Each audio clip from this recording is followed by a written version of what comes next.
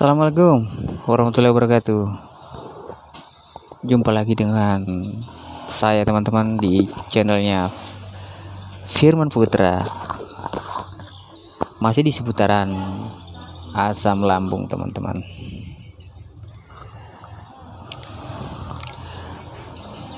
Semoga teman-teman hari ini masih dalam kondisi tetap fit, sehat, tidak kurang suatu apapun. Tetap semangat menjalani kesibukannya masing-masing, yang sudah bisa beraktivitas dan yang belum bisa beraktivitas. Mari beraktivitaslah perlahan. Pastikan, tanamkan dalam kepercayaan diri kita bisa beraktivitas, karena penyakit ini tidak berbahaya dan harus kita lawan. Baiklah teman-teman, melalui video kali ini saya tidak akan berhenti sharing-sharing terus mengenai soal asam lambung ini, yang mana semakin banyak pertanyaan di WA saya yang bertanya tentang ciri-ciri kesembuhan asam lambung ini seperti apa aja sih sebenarnya. Terus sensasinya itu yang berkurang apa, dan gejala-gejala yang mulai jarang kambuh itu apa kalau kita dalam tahap sudah mulai ada perubahan-perbaikan begitu. Jadi kalau kembali dari pengalaman saya pribadi teman-teman, saya dulu berangsur-angsur itu membaik itu di tahap awal mula perbaikan itu. Yang saya rasakan itu badan itu merasa fit aja teman-teman ya, agak fit walaupun belum 100%. Mungkin saking seringnya saya cuekin beraktivitas teman-teman ya. Saya kan orangnya masa bodoh nih. Saya bawa kerja dengan punya kondisi yang kadang kambuh, kadang enggak, itu saya tetap bawa kerja. Saya tetap lawan teman-teman, karena memang harus dilawan penyakit ini. Jadi yang saya rasakan, sensasi yang saya rasakan perlahan menghilang itu ya kayak semacam kesemutan, sudah enggak lagi, kekakuan di kaki,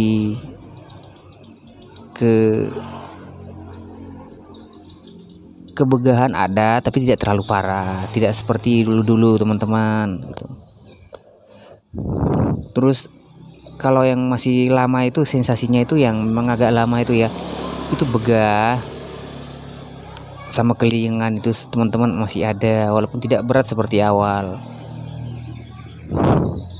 Pandangan itu buram teman-teman, itu masih ada. Terus di begahnya itu kayak mengganjal-ganjal begitu di ulu hati, itu memang masih ada, tapi nggak separah yang awal-awal dulu. Itu awal mula tahap penyembuhannya saya dulu seperti itu teman-teman. Berangsur-angsur membaik itu setelah saya cuekin terus-menerus dengan cara saya beraktivitas, kesibukan sendiri teman-teman, kesibukan bekerja. Waktu itu saya cuek dengan semua kondisi-kondisi atau sensasi-sensasi yang ada dalam diri saya. Saya terus tanamkan di dalam diri saya, sebenarnya ini penyakit bisa sembuh. Saya sudah melihat banyak bukti dan testimoni-testimoni di YouTube yang lain, itu saya sudah banyak teman-teman ya. Jadi saya tidak takut dengan penyakit ini. Saya semakin lama semakin mengerti. Saya beranikan diri.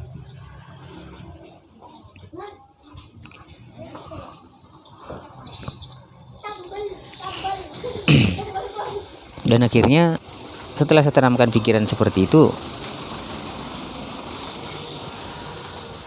rasa kambuh, kalau pada saat kambuh itu teman-teman, terasa mudah saya atasi sendiri teman-teman dengan cara saya.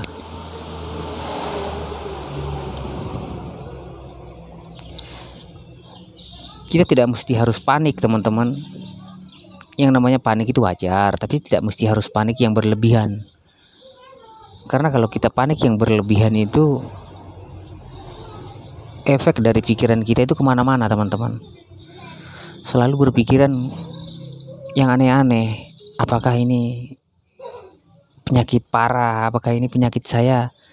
Bukan cuma mah, penyakit saya ini mungkin larinya merembet ke ini, penyakit itu.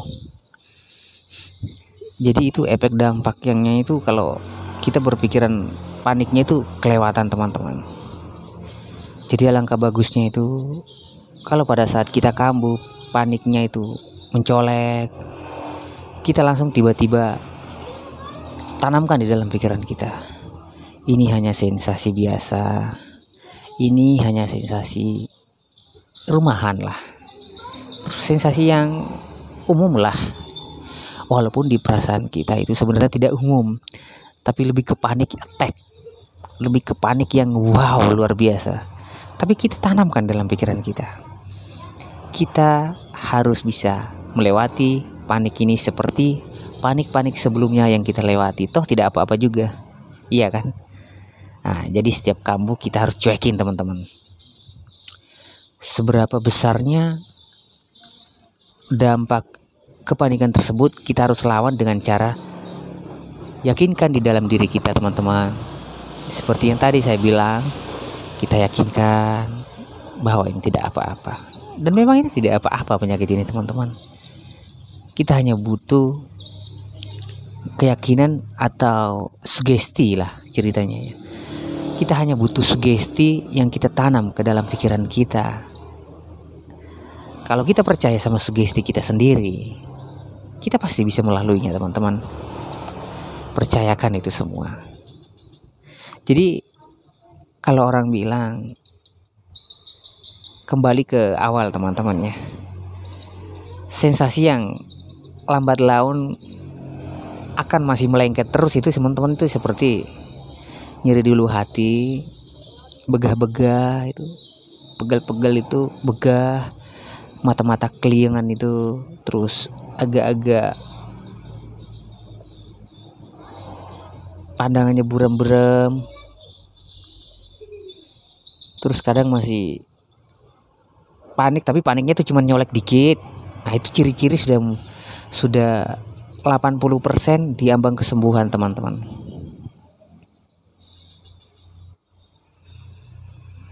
Dan kalau sudah begitu, jangan langsung berpikir, saya sudah makan bebas nih, boleh makan bebas nih. Jangan teman-teman. Tidak dianjurkan makan bebas bagi penderita asam lambung.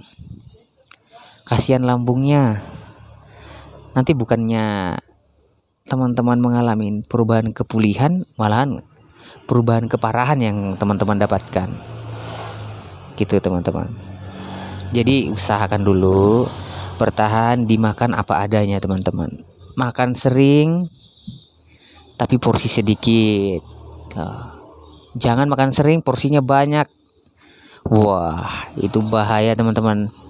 Lambungnya bisa gawat lagi. Jadi makan sering, porsinya sedikit. Paling tidak sekali makan tuh 1 centong nasi yang kecil itu sudah, bukan sendok garam ya, bukan. 1 centong nasi itu 1 kali makan, itu 1 kali. Jadi saya kalau ngikutin saya dulu teman-teman, saya makannya itu 5 kali teman-teman. 5 kali. Sekali makan itu porsinya itu 1 centong nasi. Jadi yang penting lambung ini ada isinya. Dan kalau udah lambung ini udah terasa ada isinya, itu tiba-tiba muncul semangat tersendiri teman-teman. Tiba-tiba muncul perasaan fit tersendiri. Pokoknya fresh lah perasaan kita itu. Tidak gemetaran, tidak ini itu. Tapi percaya, nanti setelah 1 jam atau 1,5 jam kemudian, setelah tadi makan pertama tadi, akan terasa lapar lagi teman-teman itu. Teman-teman buktikan. Akan terasa keruyuk lagi perutnya. Isi lagi teman-teman. Diisi lagi 1 centong nasi. Kalau memang nggak mau atau lehernya agak enek makan nasi, cemilan teman-teman, cemilannya juga dipilah-pilih, jangan sembarangan teman-teman. Itu ya, buat teman-temanku semuanya, jangan pernah bosan mendengarkan pencerahan dari saya. Saya sudah pernah melewatinya teman-teman. Parah, jauh parah daripada apapun teman-teman yang saya rasakan teman-teman. Tapi bisa sembuh teman-teman. Intinya kita tetap berdoa kepada Allah. Penyakit ini akan sembuh dengan sendirinya. Kita terapkan pola hidup sehat kita, percaya penyakit ini akan sembuh. Baiklah teman-teman, buat video kali ini saya cukup sampai di sini dulu. Mungkin di video season berikutnya saya akan bercerita banyak lagi tentang penyakit-penyakit asam lambung ini ya. Penyakit-penyakit 1000 sensasi ini orang bilangnya. Padahal bukan 1000 sensasi. Itu cuma dampak-dampaknya aja teman-teman. Penyakitnya cuma 2. Di lambung sama di psikis kita doang. Itu doang teman-teman ya. Baiklah teman-teman, saya akhiri video ini. Assalamualaikum warahmatullahi wabarakatuh.